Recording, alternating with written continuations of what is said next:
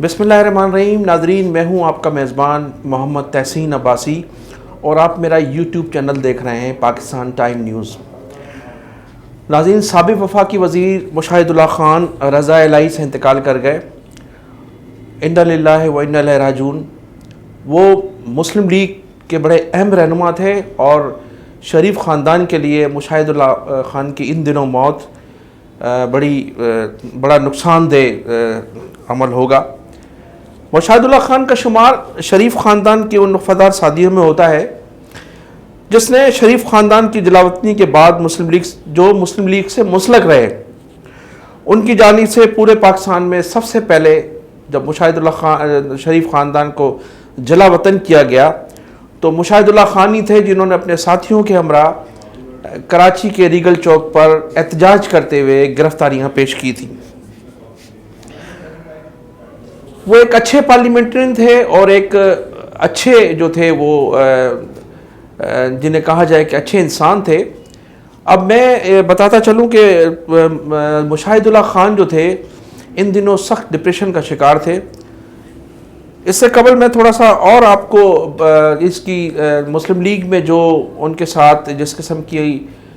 Lobbying کے ذریعے زیادتیاں کی گئیں اور قیادت کی طرف سے انہیں جس طرح سے کئی مرتبہ نظر انداز کیا گیا، ان کی بھی کچھ تفصیلات میرے پاس ہیں جن پر میں جو ہے وہ تھوڑی سی روشنی ڈالنا چاہوں گا. میں تھوڑا ماضی کی طرف جاتا ہوں جب متحدہ قومی موومنٹ کے قائد الطاف حسین نے 12 اگست کو کراچی پریس کلب پر جو پاکستان مخالف نعرے لگائے اور بعض میڈیا ہاؤسز پر بھی اسی دن حملے کیے گئے، تو چند روز کے بعد جب اس وقت کے گورنر ڈاکٹر اشرت العباد نے ایز اے گورنر ہوتے ہوئے الطاف حسین کو اپنا محسن قرار دیا تھا اور الطاف حسین کے لیے ان کے جو جذبات تھے وہ بڑے جو تھے وہ رحم دلانہ تھے. جب یہ اسٹیٹمنٹ آئی اور یہ جب خبریں منظر عام پہ آئیں تو سمجھنے والے لوگ سمجھ چکے تھے کہ اب ڈاکٹر اشرت العباد کے آخری دن ہیں. اور یہی ہوا کہ چند روز کے بعد انہیں جو ہے گورنری سے مستعفی ہونا پڑا. اشرت العباد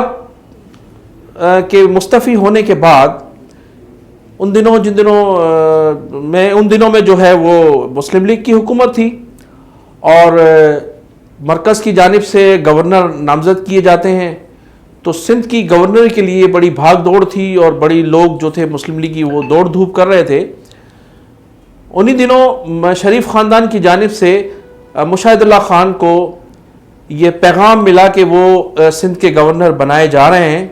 لہٰذا جو بھی کوئی قانونی پیچیدگیاں ہیں وہ انہیں دور کر لیں اور گورنری کے لیے وہ بالکل تیار رہیں. مشاہد اللہ خان جو ان دنوں میں لندن میں تھے اپنے ایک دیرینہ ساتھی کو کراچی میں فون کیا اور اس سے ریکویسٹ کی کہ مجھے سندھ کا گورنر بنایا جا رہا ہے، شریف خاندان یہ فیصلہ کر چکا، لہٰذا میرا جو ہے سندھ کے کسی بھی علاقے میں کسی بھی شہر میں ووٹ جو ہے وہ اندراج کرا دیا جائے. ان کے چند دوستوں نے جس طریقے سے بھی جو بھی طریقہ کار تھا اس طریقے کو اڈاپٹ کرتے ہوئے ان کا ووٹ درج کرایا اور ووٹ درج کرانے کے بعد انہیں بتا دیا گیا اور وہ پوری طرح سے مطمئن تھے. اور انہوں نے بھی پھر مسلم لیگ کی قیادت کو، شریف فیملی کے لوگوں کو یہ بتا دیا کہ انہوں نے اپنا ووٹ درج کرا لیا ہے، اب اگر آپ میرے لیے گورنر کے لیے کوئی اگر نوٹیفیکیشن جاری کرتے ہیں تو اس میں کوئی قانونی قباحت نہیں ہوگی. لیکن چند دنوں کے بعد 2 یا 3 روز کے بعد ہی شریف خاندان کی جانب سے وہ فیصلہ تبدیل کیا گیا اور محمد زبیر کو جو ہے سندھ کا گورنر بنائے جانے کا جو ہے وہ نوٹیفیکیشن جاری کر دیا گیا، جس کے بعد مشاہد اللہ خان سخت جو تھے وہ ڈپریشن کا شکار ہوئے تھے اور انہیں اس وقت بھی ایک مائنر اٹیک ہوا تھا جسے فالج کا اٹیک کہا جا رہا تھا. اور اس مائنر اٹیک کے بعد وہ سیاست کو چھوڑ کر گوشہ نشینی کی زندگی میں چلے گئے تھے. لیکن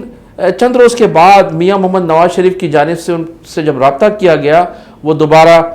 جو ہے وہ مسلم لیگ میں فعال ہو گئے اور کافی انہوں نے اپنا فعال کردار ادا کیا. اب ان دنوں جب مسلم لیگ کی جب سینٹ کے انتخابات ہونے جا رہے تھے اور مسلم لیگ کی جانب سے انہیں ایک مرتبہ پھر سینٹ کا ٹکٹ دیے جانے کا عندیہ دیا گیا، اور 2 روز قبل جو جاتی امراؤں میں اجلاس ہوا، اس اجلاس میں مشاہد اللہ خان سے ٹکٹ واپس لے لی گئی اور ان کی جگہ زاہد حامد کو ٹکٹ جاری کیا گیا۔ زاہد حامد وہ شخص تھے جو صدر سابق جنرل پرویز مشرف صاحب کی کیبنٹ کا بھی وزیر رہے۔ جب مشاہد اللہ خان کو یہ اطلاع ملی کہ ان کی جگہ پر زاہد حامد کو ٹکٹ دیا جا رہا ہے، تو جاتی امراء میں جو جاری تھا اجلاس،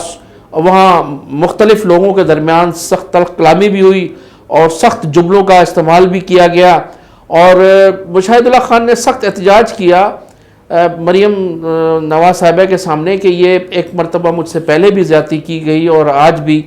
جو ہے مجھے میرا ٹکٹ دینے کے بعد مجھے واپس کیا گیا ہے، اور یہ بھی میرے ساتھ زیادتی ہے۔ تاہم وہ اجلاس ہلڑ بازی کے بعد، ہاتھا پائیوں کے بعد وہ اجلاس اختتام پذیر ہوا، لیکن وہ اجلاس جو تھا مشاہد اللہ خان کی موت کا باعث بنا۔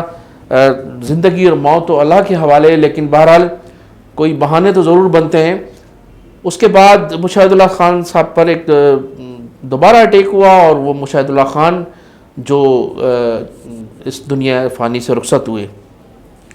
تو سیاست کے یہ جو گورکھ دندے ہیں، اس میں بھی بعض اوقات جو ہے وہ انسان موت کی وادیوں میں چلا جاتا ہے۔